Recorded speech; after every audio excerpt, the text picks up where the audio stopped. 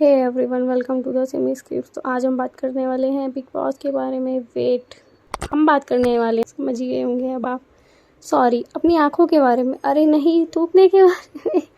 हाँ, तो आपको सबसे पहले क्या करना है, 3 बार थूकना है और फिर अपनी आँखें साफ करनी है और उसके बाद 10 तक काउंटिंग करनी है। ओके, अब टाइम पूरा हो चुका है, अब हम बिग बॉस देखते हैं। तो गाइस, बिग बॉस में सबसे पहले आपको दर्शन होने वाले हैं सबसे बड़ी देवी के, जिनका नाम है पूजा भट्ट, जो आपको हमेशा संस्कार वाली बातें बताएंगी। आपको कितनी तमीज़ है, कितनी तमीज़ नहीं है, आपके पेरेंट्स ने आपको कितनी तमीज़ सिखाई है, ये सब बताने वाली हैं। अब ये कौन है बे? आपके संस्कार देख के बताएंगी और आपकी शक्ल देख के बताएंगी आपको कितने संस्कार मिले हैं आपके पेरेंट्स से और नहीं भी मिले हैं। यही नहीं, इसके बाद वो एक इंग्लिश की टीचर भी है। भाई साहब, कुछ ज्यादा नहीं हो गया ये?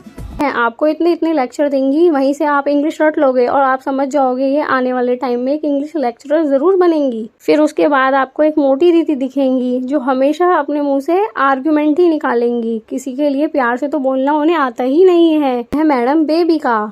जो बेबी का तो नाम है पर बेबी कहीं से लगती नहीं है, बेबा जरूर लगती है मुझे। और उन मैडम की लोगों से क्या दुश्मनी है ये तो उन्हें ही पता होगा, या फिर वो सोच के अगर मैंने साफ सुथरे जवाब किसी को दे दिया या फिर मैंने प्यार से बोल दिया तो मेरे ऊपर तो लानत हो जाएगी। लोग मुझे बोलेंगे तू आई क्यों थी यहाँ पे। जैसे टेढ़े मुंह बात करती हैं, वो सीधे मुंह कैसे बात करते हैं वो तो उन्हें पता ही नहीं। फिर उसके बाद आप देखो, उसके साइज पे मत जाना, बिकॉज साइज मैटर नहीं करता है।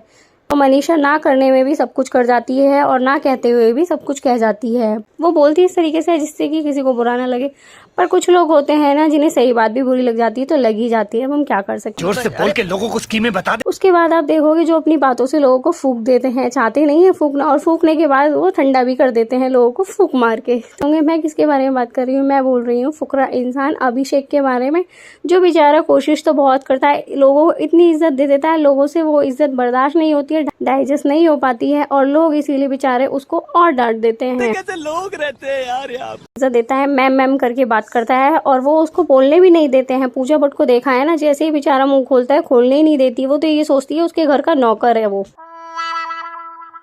जबकि बेचारे ने इतनी फेम कमा रखी है। और यूट्यूबर्स को तो वो ये सोचती है इनकी कोई इज्जत ही नहीं है। अरे मैडम, आपको क्या पता है उसकी इतनी इज्जत है, तुम्हारी तो। क्या बात है सर, क्या बात है सर। और उसके बाद आप देखोगे कि ऐसे इंसान को जो खुद को नहीं समझा पा रहे हैं मुझे क्या करना है, पर दूसरों को जरूर समझाते हैं तुझे ये करना है, तुझे वो करना है, तू गलत है, तू सही है। अविनाश सीरियल्स में तो बहुत कुछ किया है पर यहाँ पे एक्टिंग बिग बॉस में कुछ जम नहीं रही है, हमेशा रूड रहता है बेचारा, पता नहीं क्यों, जैसे किसी ने भैंस खोल ली हो उसकी। ये सब क्या देखना पड़ रहा है। और उसके बाद आप ऐसी मॉडल को देखेंगे जो करना बहुत कुछ चाहती है पर अपनी फीलिंग एक्सप्रेस नहीं कर पाती और स्क्रीन पे सब कुछ कर बैठी है। हाँ, पुरी को जितनी प्रॉब्लम हुई थी वो टास्क पूरा करने में, जमीन पे तैरना शायद ही किसी को हुई होगी। भाई साहब, लहंगे में जमीन पे तैरना, वाजी वाह। और बिग बॉस के घर में हर साल एक आशिक जरूर दिखाई देता है। इस साल कौन सा आशिक है आप समझ गए होंगे, मेरा मतलब है जैज से, जो एक लड़की के साथ फ्लर्ट नहीं हर लड़की के साथ फ्लर्ट करने की कोशिश करता है, बिना हाथ पकड़े तो उससे बात ही नहीं की जाती है। और तो क्या ही कहूँ मैं उसके बारे में। पुरी के साथ किस करने के बाद बोल रहा था मैं नहीं करना चाह रहा था, वो किए ही जा रही थी, ये तो सिर्फ एक टास्क था। अरे हाँ, वो तो एक एक्ट्रेस है ना, ये भी कोई बात होती है, तुमने कर भी लिया और बाद में इतना कुछ, मतलब कुछ भी। तो वो मनीषा के साथ भी था और पता नहीं किस किस के साथ। बॉडी कैसी दिखाई जाती है सलमान सर को बताया, शर्टलेस आ जाते हैं हर फिल्म में, पर यहाँ पे बिग बॉस में कौन ऐसा है जो बिना कपड़ों के घूमता रहता है।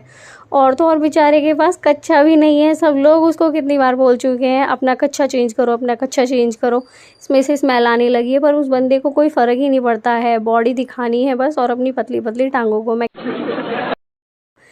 वो भी बहुत ज्ञान बांटने का काम करते हैं पूजा भट्ट के साथ।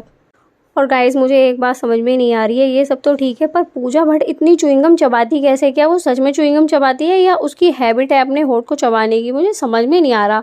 और पूजा भट्ट जब अभिषेक से बात कर रही थी, इतनी ज़्यादा च्युइंगम चबा चुकी है मैडम, उनके मुंह से ऐसे लग रहा था बस स्पीड आने ही वाला है। एक स्पीटर होता था किसी टीवी शो में, आपको अगर याद होगा तो, अगर समझ गए हो तो कमेंट बॉक्स में ज़रूर बताना। तो मुझे लग रहा था कि कभी अभिषेक के मुँह पे बहुत ही वियर्ड लग रहा था मुझे। और पता नहीं वो थोड़ी थोड़ी देर में ना गुस्सा की हो जाती हैं। पता है अभिषेक से तो कुछ पर्सनली दुश्मनी है, अगर वो अच्छा भी कहता है ना मैम मैम करके तो उसमें भी कमी निकालती हैं वो, पता नहीं क्यों।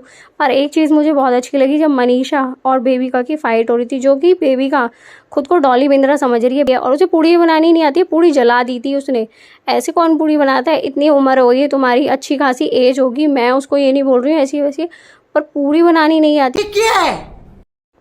ये भी तुम्हारा स्क्रिप्टेड था क्या मैडम? पूड़ी जला के खाओगी उससे लड़ने के लिए, मनीषा से बेवजह लड़ेगी।